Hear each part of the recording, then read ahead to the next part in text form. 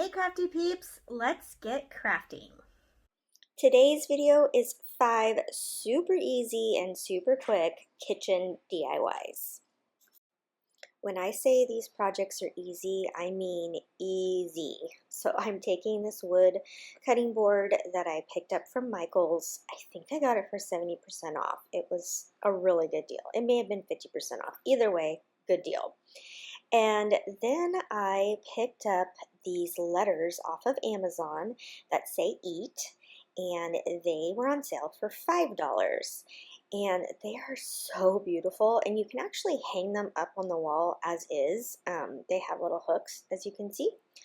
But all I'm going to do is glue these down to the board, and I'm using E6000 as well as hot glue to get a really good adherence onto the board because, this is going to hang, and they're a little bit heavy, but it is super sturdy now that it has dried. Again, this project is so easy, but I think it looks really high end, and it only cost me about $9 to make. And then I'm just going to finish it off with a bow, and that's it. I told you, super simple. The rest of the projects in this video, super simple. If you can't find these exact items, I hope that it gives you some inspiration at least. And I find these cutting boards also at Ross and TJ Maxx. They're usually very inexpensive in their kitchen area too. So I'm going to make my cheater bow here. There may be an easier way to make these, but this is how I make them. So I have 2 strips of fabric here, and I'm just going to glue them into a circle. And one is shorter than the next, and that's just going to give me a double bow. And so what I'll do is once I have these glued together, I'm going to lay them on top of each other, and I'm going to use the shorter one will go on top, and those will be my loops, as you can see here. And I just pinch them together, and that's what I get. Now I decided I want some little tails. I'm going to do a very short tail because I don't want it to cover the eat. And so all I do is fold it in half. Now I'm going to take another little piece here, and I'm going to fold it in thirds, and that's just going to be what I wrap around the bow to put everything together. I've seen people use zip ties and things like that, but I really wanted this to be a finished looking, high-end looking bow. And I'm just going to trim these little edges here, not that you really need to do that because they won't show anyway. So I pinch it all together, as you see here, and I'm just going to make sure that those tails are coming downward and not out to the side. And then I simply just put that little piece around the middle, and then I glue it to the back, and that's it. Just easy peasy bow, no tying involved, and I just think it looks really high end. Now I also want to mention, you might notice that my filming looks a little different. That is because I cannot film in my craft studio right now because we are averaging 106 degrees where I live, and for whatever, I don't have air conditioning in my craft studio, and I have like a portable unit, but it is not working enough. It can't seem to cool it down below like 85, and so that's just a big no for me. So I'm back to filming at my kitchen table, and I can only film upside down. So I'm working with what I have, and hopefully I will find a new AC unit that's going to work better, and I can go back into my craft studio soon. Okay, I took one of these signs from Dollar Tree. These are my absolute favorite signs to make over. They have them all year round with different sayings. So I just painted it on the back with white Rust-Oleum chalk paint. And then on the back side, just to finish it off, I used some contact paper also from Dollar Tree. And I think it looks really high end. I'm going to start doing that from now on. And then this is just like a silk screen stencil that I got from Couture, and I'm going to just lay it on a towel just so it's not too sticky and gets stuck down on my sign. But again, this is going to be the easiest, simplest sign. If you don't have a stencil like this, and Michael's and those types of stores do sell these silk screen type stencils, which are awesome because they're reusable. But you can also make this on your Cricut, or you can print it out on the computer and do hand lettering and those types of things. So I'm going to take some of the chalk paste that is from Couture as well, and I'm just going to glob it down because I'm going to use my squeegee tool here to really get that paint nice and smooth and into the stencil. And it's really like I said, it's silk screening like you would do on shirts. It's a really, really cool process. I really like signs made like this. And then the nice thing is with this is you can just reuse the paste. So even though I globbed it on, I'm able to just scoop it right back into the dish. And I'll have to look up which color this was because I don't remember offhand, but I will link it down below. But it's just like a caramel color. I think it might be called, yeah, I don't know. I don't remember what it's called, but look how beautiful that is when you peel it off. And now I'm just going to take some twine from Dollar Tree. I'm going to tie it around one time like this, and then I'm going to go ahead and loop it around a couple times until I get the look that I want. And I'm going to do that on both sides. Again, I'm sorry that the filming is a little rough here because I was just doing the best I can at my kitchen table. It's a lot of work trying to do it. I totally bring everything inside. I didn't have all my supplies, and I just kept having to go inside and outside. So my craft studio is actually a separate entrance in my house. I have to go outside to get to it. And like I said, it's been averaging about 106 here, so very uncomfortable. That's it. That's it for this sign. I think it looks super high end and really cute for my kitchen.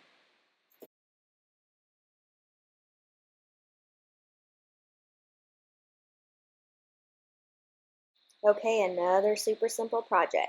I have this metal mason jar from Dollar Tree. I have been looking for this for a while, and so I was really excited when I finally found them. And then this little wood cow is from Walmart in their craft section. And I want to say it was $1, maybe $1.99, but it was the last one they had at my Walmart, so I was very excited to get it. And then I cut out this saying on my Cricut.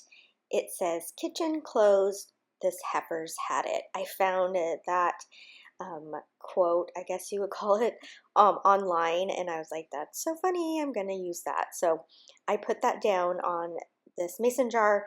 Unfortunately, I got it a little crooked, and it's kind of like once it was down, it was down. Like I couldn't reposition it, so be really careful about that. But when I designed it with enough space for the cow so that it would make it easy for me to put this down. But you could do it in two sections where you just did the top and then rub down the bottom. And then that's pretty much it. I just glue this down. Same method using E6000 as well as hot glue. I say this probably in every video, but hot glue and metal don't really mix very well. So I use a little bit just for that instant bond, and then the E6000 kicks in, and it's very nice and sturdy. You'll notice my E6000 is black. I didn't even know it came in black, so I didn't read the package that said it was black. So I have black. And then this is just a little simple like tie bow I had for another project, and I was like, oh, it's cute. Just adds a little tiny bit to this project. So I glue that down. Again, super easy peasy project.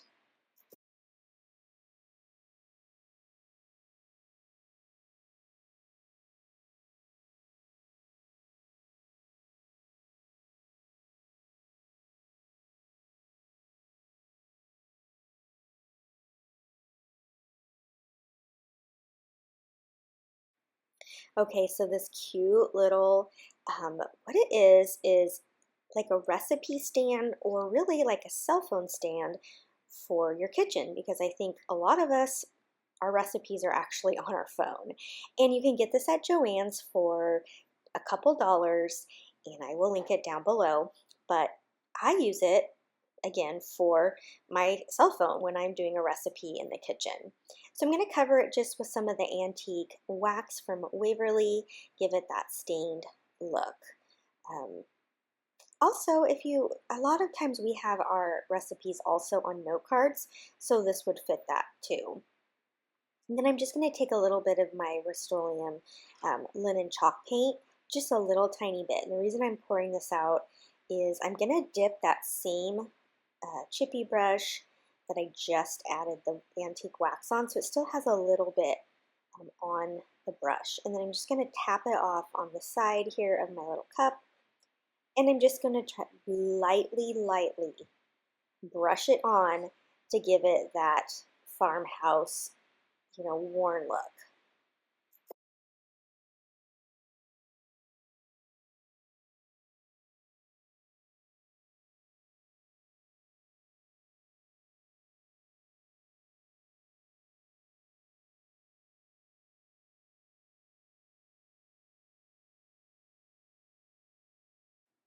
And now I'm going to use another stencil here from Couture. And again, you can use your Cricut, or you could even print something and Mod Podge it on, and that would be really cute too. So I'm just going to use that same chalk paste on here, and you can see how super easy it is to use. Can you imagine how cute this would be if you just made a whole bunch of these? They would totally sell if you are someone who sells their crafts. Look at how pretty that is. And that's pretty much it. And now I have this cute little recipe holder.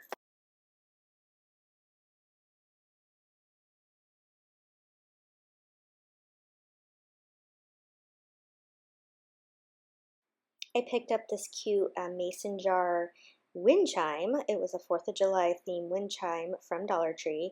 It came with no directions, so I'm not even totally sure how you were supposed to put it together.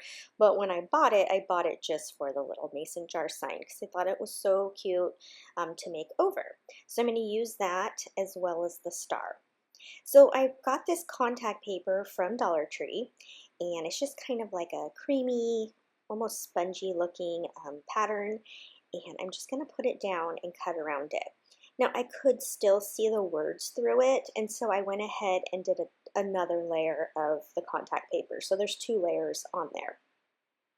Now again, I'm keeping this super simple. I feel like a lot of my DIYs are pretty intricate and I put lots of layers, and I absolutely love doing that, and you guys seem to like that too.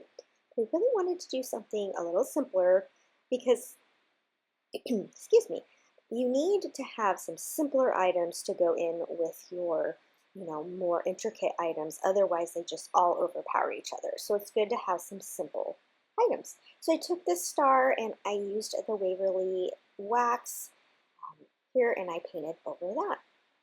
And then I'm just going to take some ribbon and wrap it around, and that's pretty much it. I just wanted a very simple, again, simple decor piece that can go with some of my more intricate ones. So I ended up using this faux suede ribbon that I got from Stampin' Up. I will also link that below. And I'm just going to put it around here and tie a simple bow. Oh, I just wanted to mention too, to get the edges really smooth, take your sanding block and sand around, and it gets any excess that you couldn't quite cut, because I couldn't cut perfectly around it. And so when I sanded it, it just looks like it was always there. So I'm just going to, as you can see, I just tied a simple bow. Then I decided it still needed a little something, so I took some of the twine from Dollar Tree and I wrapped that around as well. Now, in hindsight, I would have done this step first, but I didn't know that I was going to use it, but it's no big deal. I just wrapped it underneath where the little loops of this bow was, so you couldn't tell that I had wrapped it secondly. So I just wrap it around on the top and on the bottom of this ribbon. And then I'll attach my little star to the mason jar as well with the twine. I also wanted to let you know that I am on Instagram and I'm quite active over there. So if you want to follow me, my name over there is $__mom. I share my DIYs as well as some of my decorating and some of my hauls from some of your favorite stores like Dollar Tree and Target and Dollar General. And so I hope you'll come and find me over there, and you'll get to see some more content.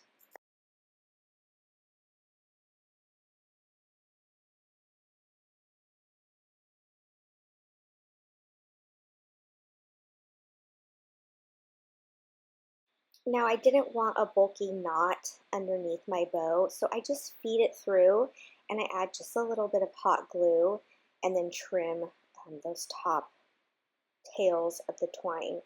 So it looks like it's attached underneath, but I didn't want to tie it and then have this like bulky knot, making my bow funky. So I just a little bit of glue. That's all it took. Now I want this to stand up. I want to be able to use this like on a tier tray or to stand up on my counter. And so the way I do that is I add a tumbling tower block to the back. Now when you're gluing it on, you want to make sure that the item you're gluing it to is slanted slightly. Otherwise, if it's straight up and down, it will fall over. So you just want to make sure, as you can see, I'm tilting it just a little bit and then I'm holding the glue. Again, if you have it straight up and down, the weight of the thing will just make it fall forward. And that's it. We have this cute little mason jar for your tier tray, for your kitchen, and it's nice and simple that you can just add into your decor. I hope you enjoyed these projects today. Let me know in the comments if you like these simple additions to your home decor. Until next time, happy crafting!